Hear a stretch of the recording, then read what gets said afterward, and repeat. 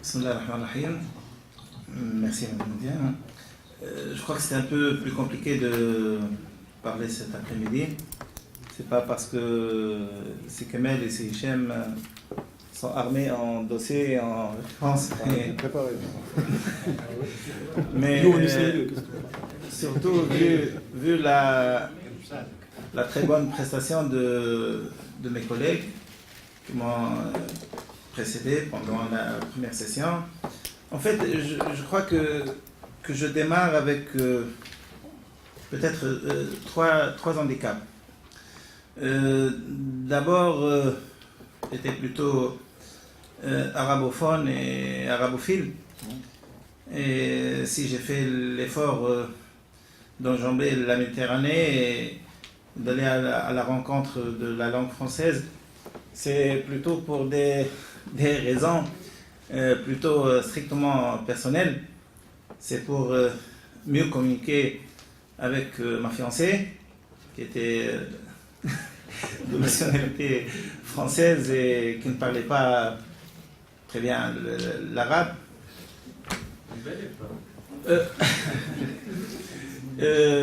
Deuxièmement, parce que moi et mes amis de même référence, si on n'arrive pas à convaincre, si on ne fait pas assez, on se dit voilà, c'est le vrai visage. Et si on arrive à faire une bonne prestation, on se limite à dire voilà, c'est le double discours. Le troisième handicap, c'est que tout ce que je pourrais dire peut se résumer en 2-3 mots. Parce que si j'ai bien compris, et mes amis ce matin ont parlé du passé, moi je devrais parler du présent et du futur. Et si j'ai bien compris votre question, le collectif du 18 octobre, comme l'a très bien dit mon ami Ayeshi, ça fait partie du passé. Donc, je ne crois pas que si je me réfère strictement à répondre à la question, j'aurais pas beaucoup à dire. Mais bon, je vais partager avec vous quelques réflexions. Moi, en fait, j'essaie en fait d'être réaliste. Je l'ai dit il y a quelques minutes à Siayesh et je lui ai dit, sans ce qu'on a fait le 18 octobre et les semaines et les mois d'après, peut-être qu'on aurait mis plus de temps pour rédiger notre constitution. D'ailleurs, même avec cet effort, notre constitution, notre belle constitution, a vu le jour dans la douleur, avec beaucoup de suspicion, mais je crois qu'on a fait gagner à nos compatriotes beaucoup de temps. Les questions qui fâchent ont été débattues, on avait le temps, mais dans la période post-révolution, on était trop pressé par le temps. Donc, je crois qu'avec les débats au sein du collectif du 18 octobre, on a vraiment appris à se connaître. Et moi, lorsque je suis beaucoup de discussions, je vois que l'idéologique est un peu trop présent. On oublie le côté humain. D'ailleurs, ce n'est pas le propre de la politique, même dans le sport ou dans d'autres sphères. On oublie le côté humain. On oublie que derrière le politique, il y a un humain qu'on gagnerait à bien connaître. Et comme on dit souvent, on est l'ennemi de ce qu'on ignore. Et avec la machine de diabolisation qui a travaillé, qui a fonctionné pendant des décennies, le régime, surtout le régime de Ben Ali, a réussi à a créé de nous des ennemis qui croient que la bataille contre l'autre partie de l'opposition est une priorité. Et je crois que la première brèche était de poser ce qu'on a appelé, si je me souviens bien, le SMIC des libertés. Et moi, je crois que la discussion à laquelle j'ai assisté ce matin, je crois que mes deux collègues ont raison. Les slogans étaient d'ordre, ce rapport se réfère à la liberté, aux droits et libertés, mais en fait, le combat politique était plutôt une aspiration. Mais malheureusement, ça n'a pas abouti. Moi, je ne partage pas trop l'amertume de Ayeshi, peut-être parce que je fais partie d'un parti politique, Ayeshi ne l'était pas, et on a appris, surtout après les élections de 2011, que la société tunisienne, que le citoyen tunisien n'était pas encore prêt à faire le jeu égal, à faire la compétition sur le même pied d'égalité entre les partis enracinés dans la vie politique tunisienne et les nouveaux partis ou les personnalités indépendantes, même s'ils sont de l'importance de Seriesh ou de Silofi ou d'autres personnalités. Est-ce qu'il y a une âme de la mouvance de 18 octobre qui a survécu au 14 janvier? Est-ce qu'il y a un avenir? Est-ce que ce qui s'est passé après les élections de 2014, le rapprochement entre Nahda et Nida Tounes doit quelque chose à l'esprit, ce que je vais appeler l'esprit de 18 octobre? Peut-être quelque part. Moi, je ne crois pas aux évolutions programmées. Mais il y a toujours des pas qu'on fait dans l'inconscience, mais après on se rend compte que l'autre, la vraie image de l'autre est différente de la perception qu'on avait auparavant. Peut-être que sans le sit-in de Mohamed Abou, la grève de la fin du 18 octobre n'aurait pas eu lieu. Peut-être que sans ce qui s'est passé au 18 octobre et après, le rapprochement entre Nahda et Nida Tounes n'aurait pas lieu. Donc c'est un changement progressif mais très profond. Je crois aussi que les clivages entre les clivages idéologiques sont un peu atténués. Bien sûr, il y aura toujours la spécificité tunisienne dans le bon sens, mais aussi dans le mauvais sens, parce que actuellement la Tunisie, vue de l'extérieur, est un modèle qui fonctionne dans la douleur, mais qui fonctionne quand même. Mais vu de l'intérieur, c'est autre chose.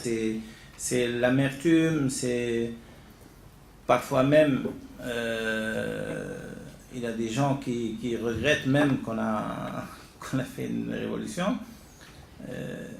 Mais je crois que même si le mécanisme, si ce collectif n'a pas résisté à la révolution, je crois que l'esprit doit persister. Et pas seulement sur le plan humain, parce que bien sûr on n'a pas gagné tout de suite la bataille contre Ben Ali, mais on a gagné quand même des amitiés, des connaissances. On ne passe pas 52 jours ou 31 jours sous le même toit avec des gens qu'on ne connaissait pas, sans laisser quelque part quelques plumes de nos... on n'est plus très sûr des convictions qu'on avait auparavant, mais le chemin reste très long. Ce qui s'est passé en Tunisie en 2013 C'était quelque chose de très grave. On est passé un peu très proche du gouffre. Heureusement que la sagesse tunisienne a eu le dernier mot, mais il ne faut pas oublier qu'on a perdu quand même beaucoup de temps. Et la classe politique tunisienne, l'élite tunisienne a l'obligation de ne pas laisser la population choisir entre l'absence de la liberté, la dictature, avec un semblant de prospérité et surtout de sécurité, ce qui est en train de se passer actuellement. Une liberté, une démocratie, mais avec le terrorisme et l'insécurité. Au risque d'être taxé de romantisme politique, je vais revenir à l'histoire du côté humain, du vécu politique. Moi, je crois que l'essentiel, l'héritage de l'esprit du 8 octobre, c'est le fait qu'il n'y a pas mieux d'avoir les informations directement, je dirais de première main. Parce que, bien sûr, je ne vais pas revenir à l'histoire de la victimisation, loin de là. Moi, je dis qu'on a souffert d'être présenté d'une façon injuste. Parfois, j'entends parler c'est pas très conseillé actuellement de parler d'islamistes avec tout ce qui se passe janvier, novembre, 22 mars, etc. Mais je dis parfois, je parlais avec mon épouse, je lui dis, ces islamistes-là, je suis contre. Si les islamistes de Nahda sont à l'image de ce qu'on est en train de présenter, j'y adhère pas, je ne me retrouve pas dans cette image dressée par certains médias. Donc, pour moi, l'idée sur laquelle je veux accentuer, c'est celle-là. Le schéma politique, ce n'est pas un schéma statique. C'est un schéma en mouvement. Donc, il n'y a pas de nahda point à la limite. Il y a un nahda en mouvement, en discussion, et un nahda d'il y a 10-15 ans, ce n'est pas un nahda d'aujourd'hui. Un jour, une journaliste française m'a cité une phrase de Cheikh Rachid El-Ghanouchi, qui datait de 1982, sur la femme, je crois. Je lui ai répondu, est-ce que je peux répondre en 2 mots? Elle m'a dit bien sûr. Et j'ai dit, et alors? Donc, on a le droit de changer, on a le droit d'évoluer dans une vie, on lit des livres, on voyage, on discute. Le CMD, d'après ce colloque, n'est pas à 100% le CMD de cette matinée. Donc,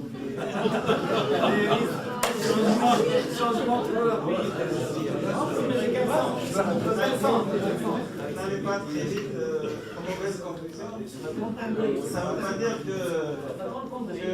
que si Hichem ou si Kamel m'a convaincu à 100%, mais si je ne change pas à 0,01%, au moins, ça n'aurait pas été raisonnable de faire le déplacement de Tunis.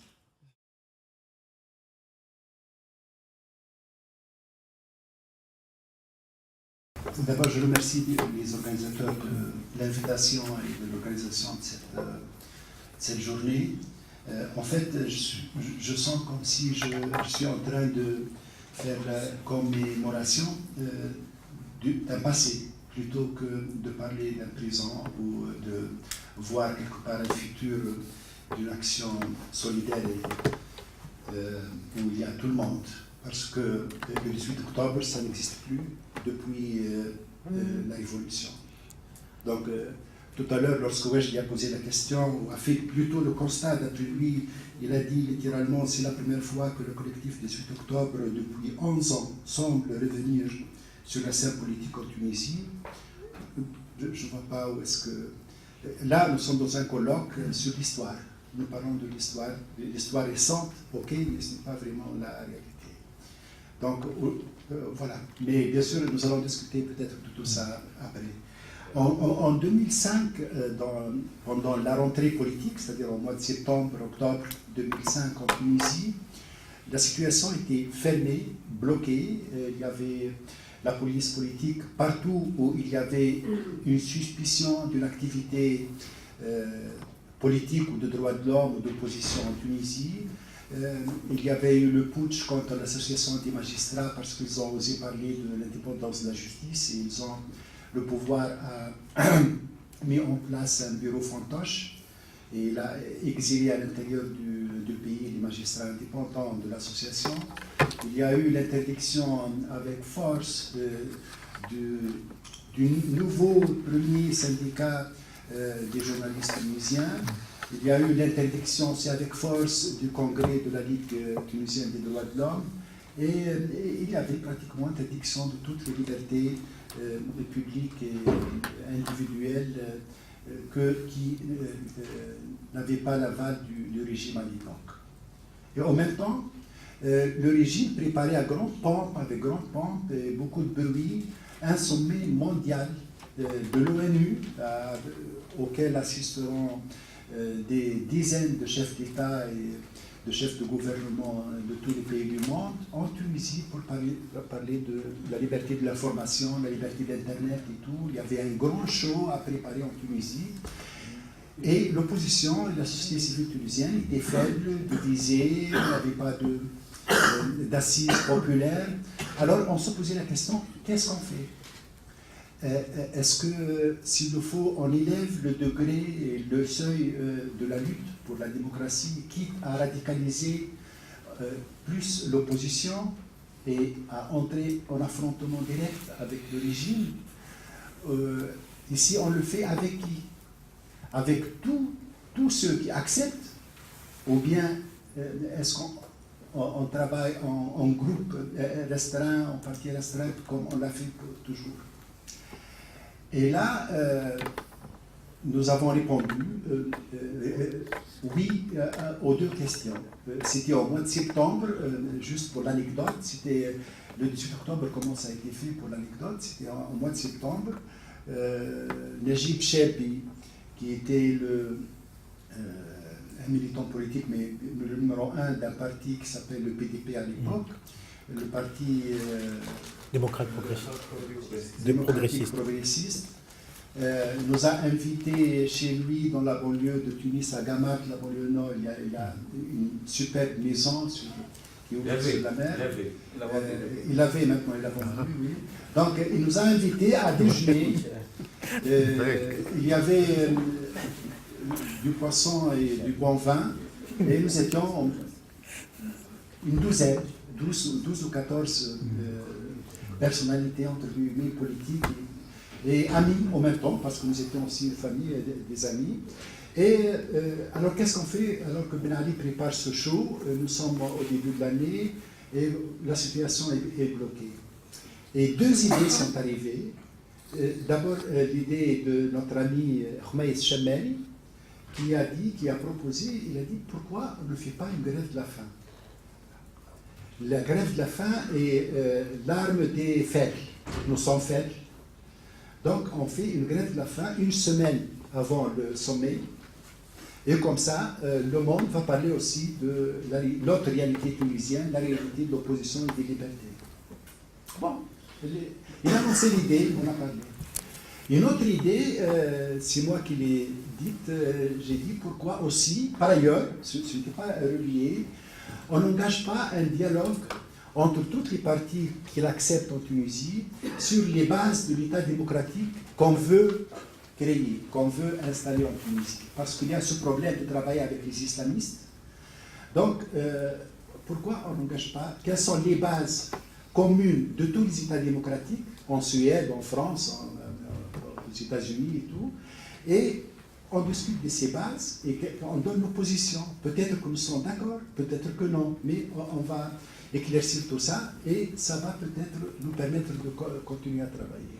Et l'idée a été lancée. Puis nous avons parlé, nous avons mangé, nous sommes rentrés et peu à peu l'idée a germé dans nos têtes. Et après 2-3 jours, on se rencontrait 2-3 personnes ensemble. On disait l'idée de la grève de la faim est une bonne idée, pourquoi ne pas avoir. Et puis nous sommes réunis et nous avons dit oui, c'est bon. Sauf qu'on ne fait pas une semaine avant, on l'a fait plus que ça. On va discuter. Et puis l'idée c'était 1 mois au moins.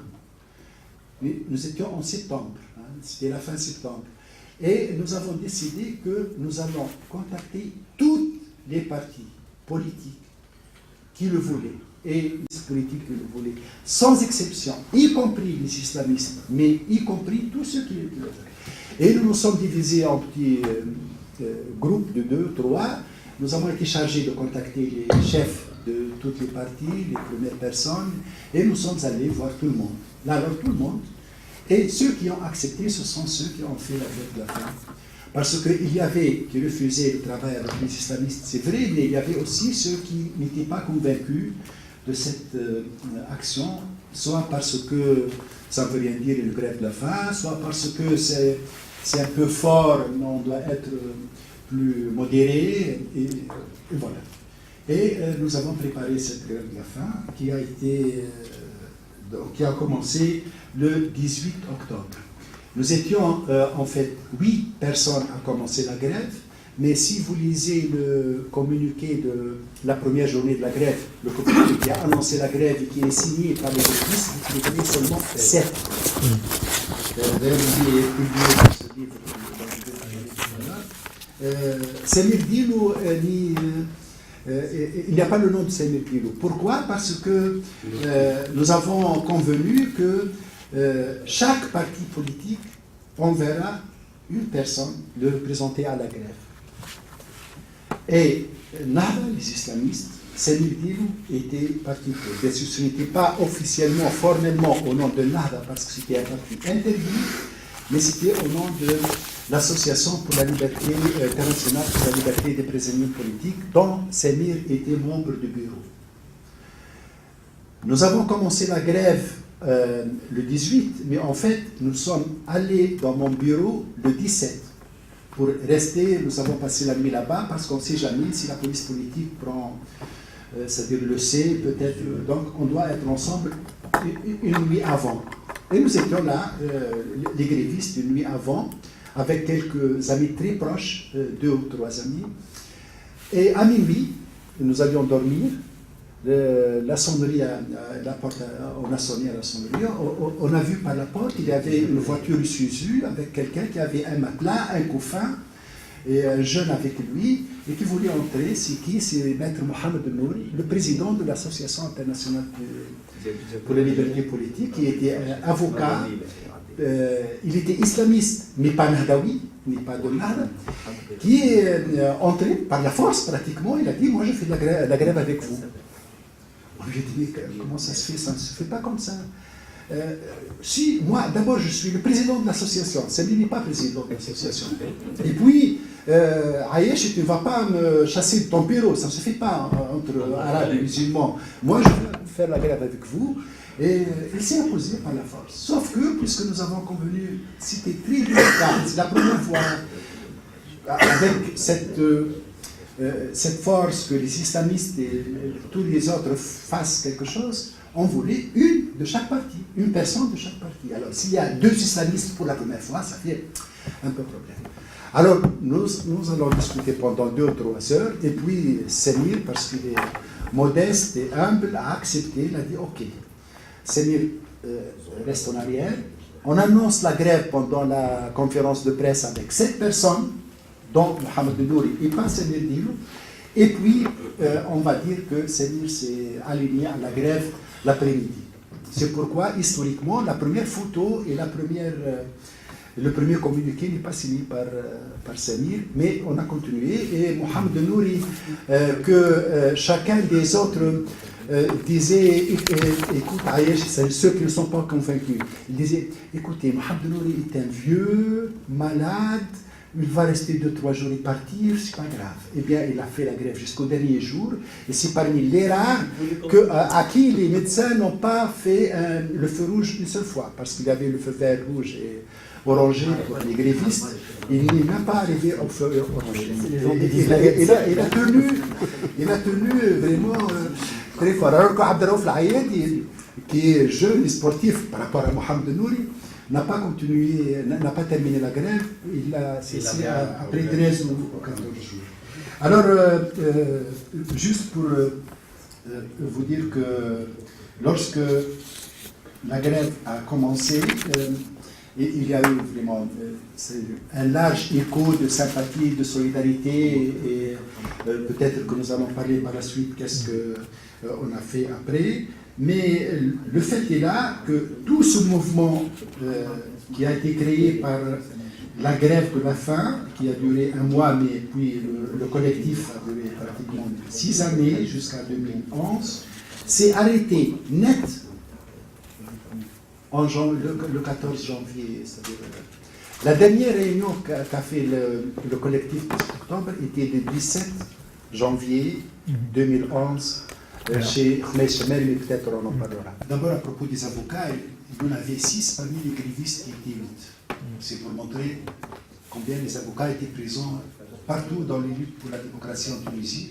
Il y avait aussi beaucoup d'avocats chez le pouvoir. Les avocats sont partout, c'est comme ça. Ils sont là où il y a la lutte, le pouvoir, la vie politique et tout. Alors, pour la gauche, moi je maintiens la même analyse jusqu'à aujourd'hui. Je crois qu'il y a une certaine gauche arabe qui n'a pas confiance en elle-même, qui se considère sans en être peut-être... comment on dit, sans en être, excusez mon français, je ne trouve pas toujours des mots, sans en être toujours consciente que cette gauche est aussi arabe et tunisienne, ou arabe et syrienne.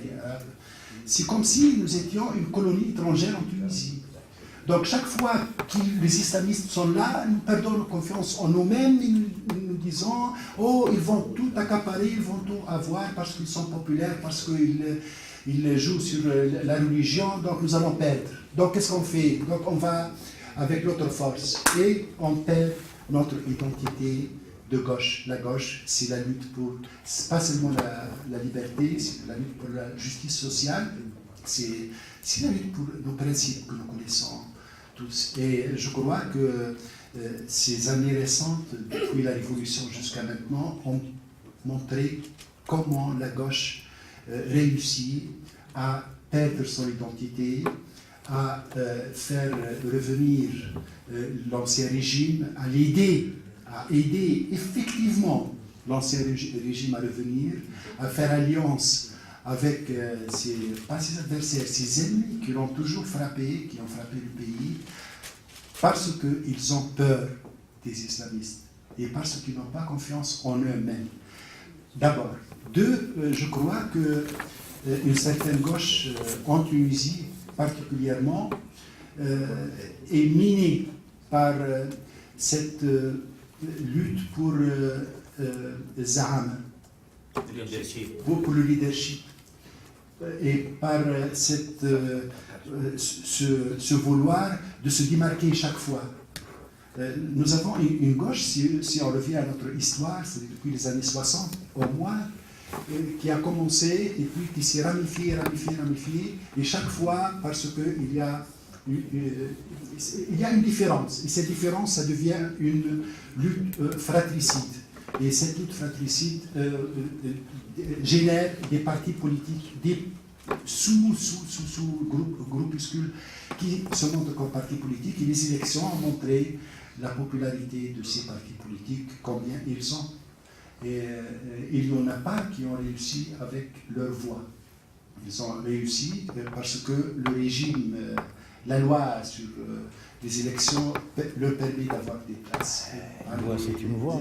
Les restes, pas parce qu'ils sont populaires. Je crois que nous avons intérêt à faire cette critique nous-mêmes et à travailler pour dire que nous sommes le pays aussi, comme les islamistes le sont, et que nous devons nous former comme force politique qui a elle-même ce qu'elle propose à la société, mais qui n'a pas seulement peur de l'autre. Ça ne veut pas dire que cette peur n'est pas justifiée. Ça ne veut pas dire que les islamistes, les Nahdaouis sont des anges. Au contraire, là, alors, cette histoire récente nous a montré que un des premiers principes de la démocratie, qui est le rapport de force.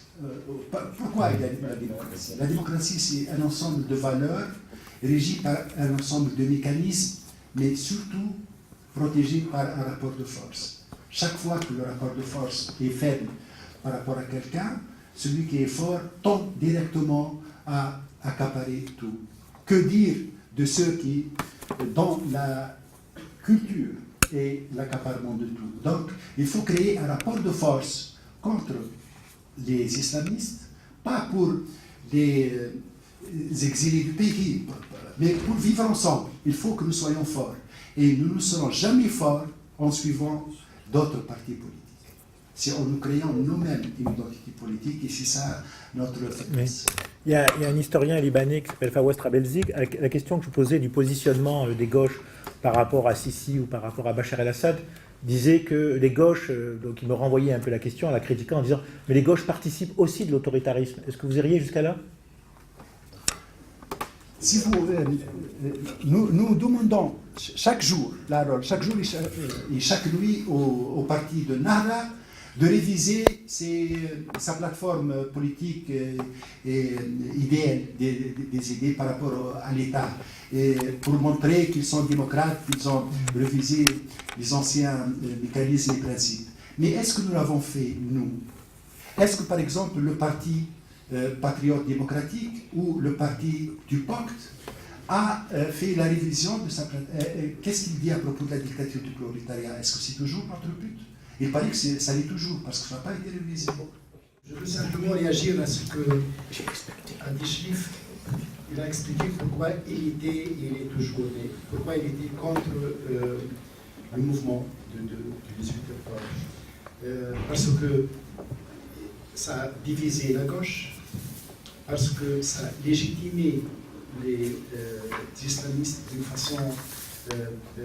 avant les faits, c'est-à-dire il fallait d'abord qu'ils évoluent pour les légitimer, et parce que donc, ce front politique n'avançait pas par rapport au pays.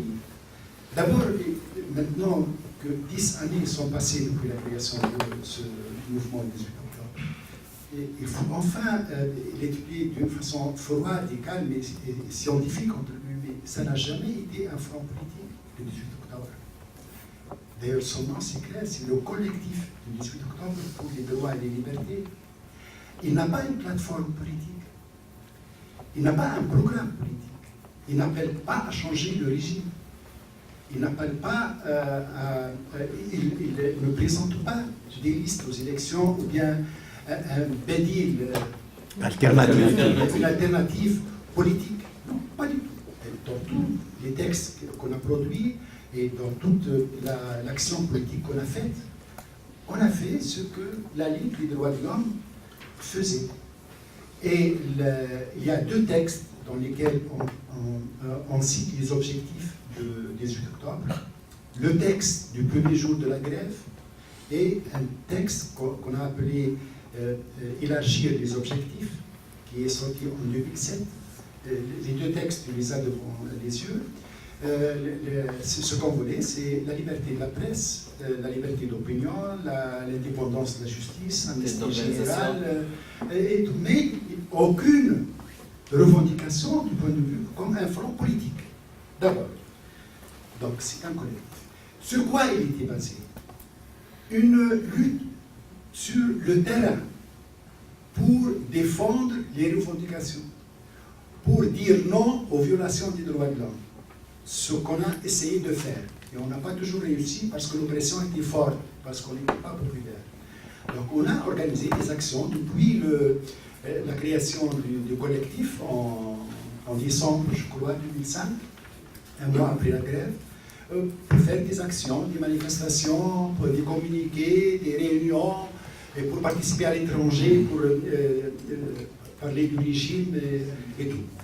Ça, c'était tout à fait droit de l'homiste. Et un deuxième volet, et c'était clair depuis le texte premier, engager un dialogue national ouvert à toutes les parties qui l'acceptaient, sans exception aucune, sur les bases de l'État démocratique qu'on voulait. Qu'est-ce qu'on veut dire par l'État démocratique? Quels sont les points de différence essentiels par rapport à la démocratie comme régime? Parce que sur quoi on était parti? Tout le monde, dans le discours, disait qu'il était démocrate. En 2005, avant la grève. Les Nahda disaient, nous sommes un mouvement démocrate, nous appelons à un régime démocrate, et les gauchistes, tout le monde. Mais qu'est-ce qu'on voulait dire par démocrate? Est-ce que l'égalité entre femmes et hommes faisait partie des principes de l'État qu'on voulait, ou c'était quelque chose de secondaire qu'on pouvait mettre à côté? Est-ce que, par exemple, l'intégrité corporelle était une base d'un État démocratique et du citoyen, ou bien non? Comment on voyait la démocratie? Est-ce que c'est un ensemble de mécanismes, celui qui est le plus fort prend tout, ou bien est-ce que c'est un ensemble de mécanismes basés sur des valeurs aussi? Et quelles sont ces valeurs?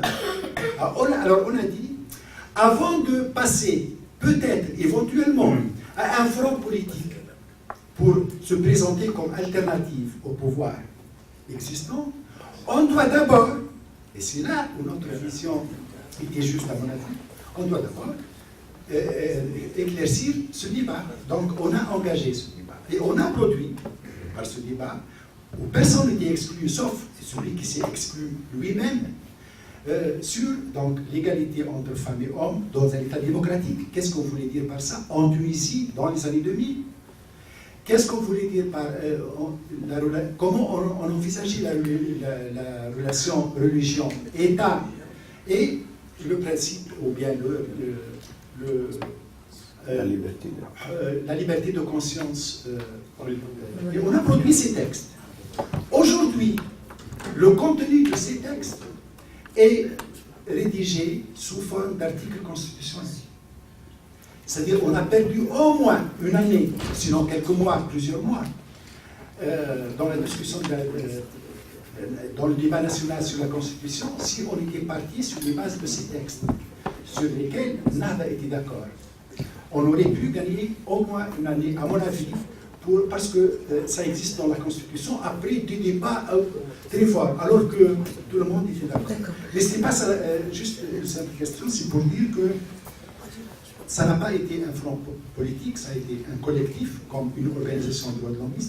Et lorsque, en 2010, nous sommes mis d'accord sur le fait qu'à partir de ces textes, on peut envisager la discussion pour créer un front politique, pour c'est-à-dire relever l'alliance d'un collectif de droits de l'homme, un front politique.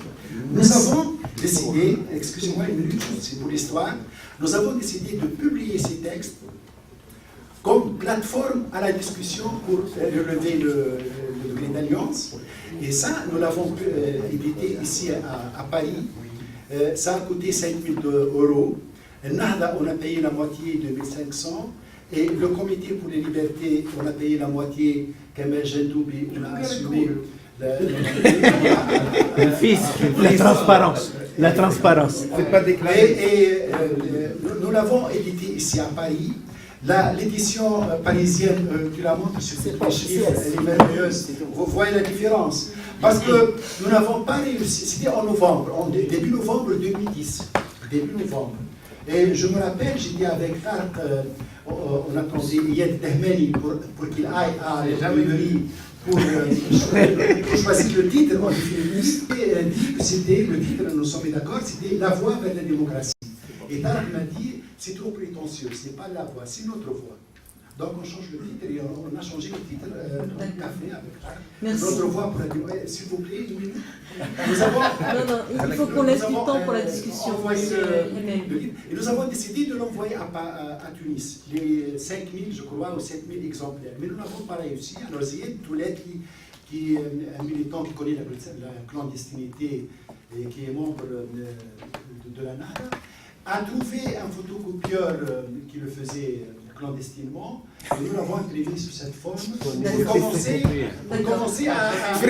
Voilà. C'est ça quelque chose. Voilà. Heureusement pour la Tunisie, la révolution est passée par là.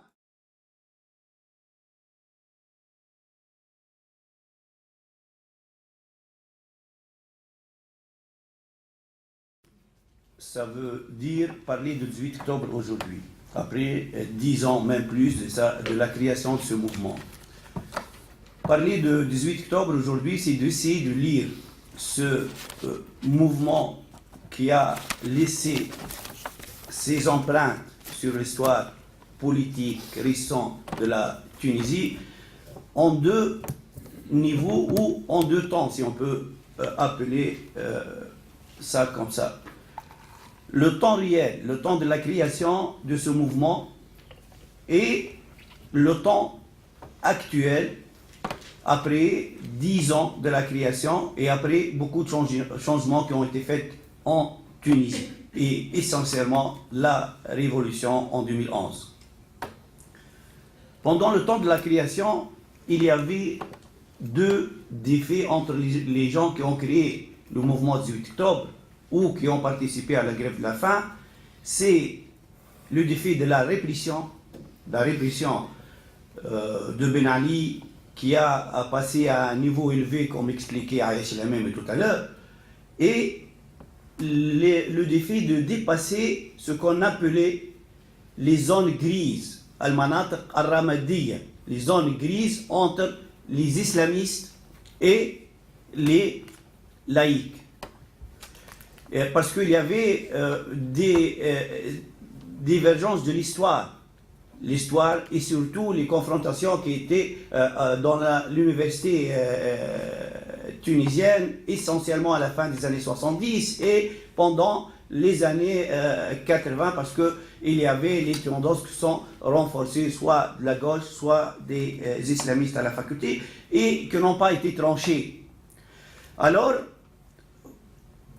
la répression était un facteur qui a réuni les différentes tendances qui ont participé, parce que c'était l'analyse et a abouti à une conclusion essentielle, c'est que au lieu de s'intéresser à des divergences parfois qui sont minimes, parfois ils ne sont pas au niveau des défis réels de la société tunisienne, au lieu de s'intéresser, il faut se réunir pour combattre la répression de Ben Ali. Et sur ce point, les gens qui ont participé étaient d'accord et on a réussi à faire un choc sur le plan national et international, parce qu'il y avait la presse internationale qui était présente pendant la CMSI pour couvrir l'événement, et notre grève de la faim et notre création de ce mouvement, c'est devenu l'événement avec L' en Tunisie, et ce n'est pas la CMSI qu'on voulait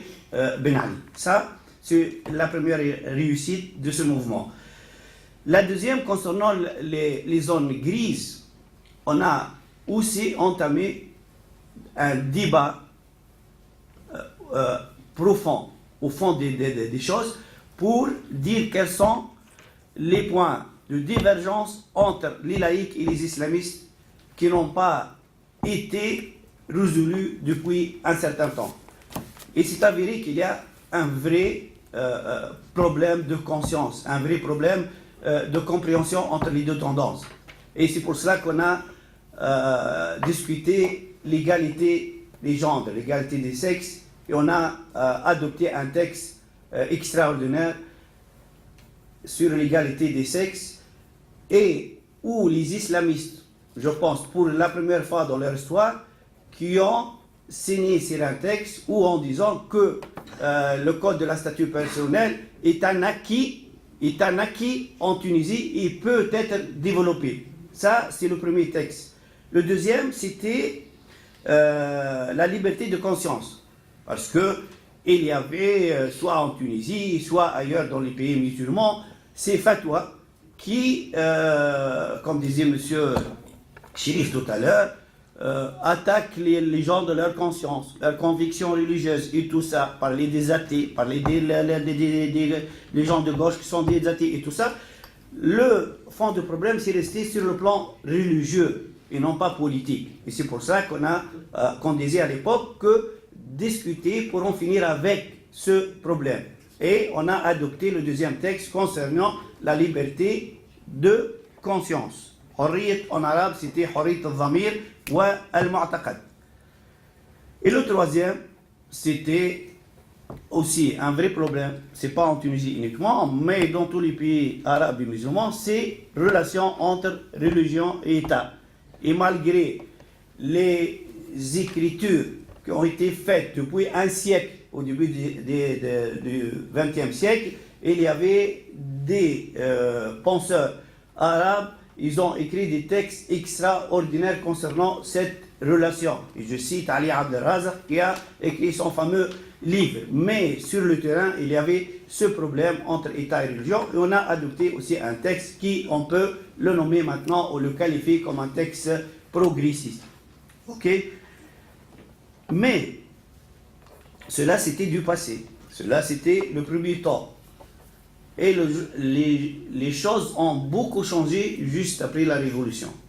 Après la Révolution, c'était comme on doit revenir au point de départ, revenir à l'état zéro, si vous voulez, pour cette discussion. Et on a vu ça réellement pendant la discussion de la Constitution au sein de la Constituante, lorsque l'article qui concerne le rôle ou la position de Sharia dans c'est la législation islamique, dans la Constitution.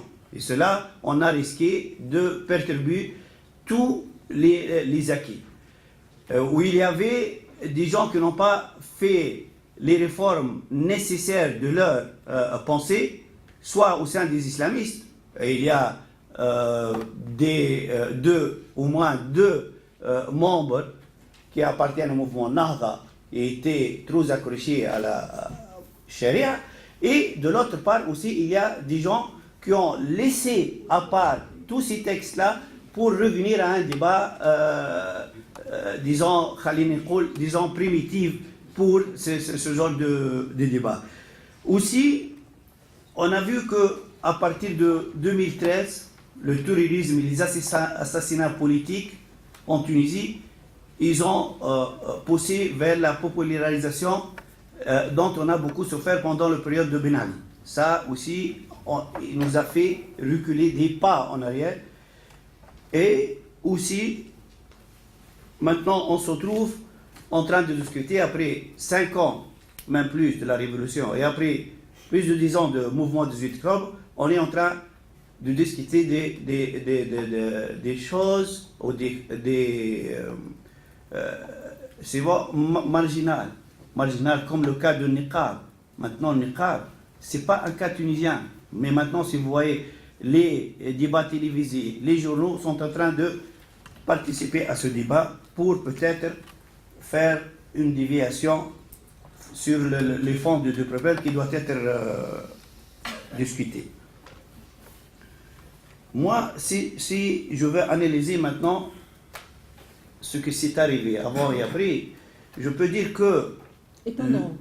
Et pendant, oui. Gérer le quotidien pour les hommes politiques, les acteurs politiques, il n'a pas laissé le temps peut-être pour faire les réformes nécessaires. Et aussi les mises en chair idéologiques entre les ennemis, les amis de l'histoire et les ennemis aujourd'hui, les mises en chair aussi, et là, on a fait perdre du temps pour arriver à ces réformes et à ces objectifs. Aussi, on a ce problème de réforme de l'espace religieux. On parlait de réforme, mais aucun parti aujourd'hui en Tunisie a présenté une vision globale et lié essentiellement à la société tunisienne de ces réformes-là. Le ministère des Affaires étrangères, des Affaires religieuses, pardon, elle n'a pas pu donner cette réforme-là. Aussi, les partis politiques n'ont pas réussi à présenter ça. Aujourd'hui, on est dans le même case de départ du 18 octobre pour discuter ces problèmes-là, alors qu'on a réussi de montrer que la coexistence est possible. Et j'étais témoin parce que on est en train, lorsque j'ai parlé de ces trois textes-là, on a discuté à la maison, la plupart étaient discutés à la maison de Hamad Hamani, qui préparait la salade tunisienne, dont tout le monde, même Ali Lareid, Ziad Doulet, les leaders du mouvement Nahda, mangeaient de cette salade-là, et ça se montre que la coexistence est possible. Et pour terminer, je veux dire, vivre ensemble, pour revenir à le terme utilisé par le mouvement 18 octobre, dire que, enfin, vivre ensemble, ou essayer de vivre ensemble, c'est de limiter le maximum ces zones grises et ne pas revenir au combat de l'histoire. Merci beaucoup. Quelques phrases au-delà du 18 octobre et au-delà de mise en chair politique dont on a vu beaucoup en 2013, juste après l'assassinat de Chokri Belaïd. Au-delà, les tendances politiques en Tunisie, ils ont un vrai problème d'interprétation des textes fondamentaux. Les islamistes, lorsqu'ils disent maintenant qu'ils n'ont pas du problème avec l'homosexualité, par exemple, lorsqu'ils disent qu'ils n'ont pas adopté les châtiments corporels qui, dans d'autres islamistes, dans d'autres pays, l'ont adapté. Cela pose problème avec l'interprétation des textes. Tant qu'ils n'ont pas publié leur interprétation, disons, moderne, progressiste, en utilisant... ça, c'est un problème. Le problème aussi se pose pour les marxistes, que généralement, comme disait Cherif, ils mettent mouvement Nahda dans un coin et ils parlent des réformes de Nahda sans parler de leurs propres réformes. Et ils ont un vrai problème. Il ne faut pas avoir honte de dire qu'il y a des marxistes jusqu'à ce moment sont des staliniens. Ils sont des maoïstes, ils n'ont pas fait les réformes. C'est vrai qu'ils sont dans une position plus à l'aise que les islamistes, mais eux-mêmes, ils n'ont pas fait les réformes. Nous, en Tunisie, aujourd'hui, comme je disais, 18 octobre, elle a laissé son empreinte, mais aussi on est dans un grand chantier de réformes qui touchent tous les secteurs politiques et le secteur de conviction qui se réfère à des textes fondamentaux. Merci beaucoup.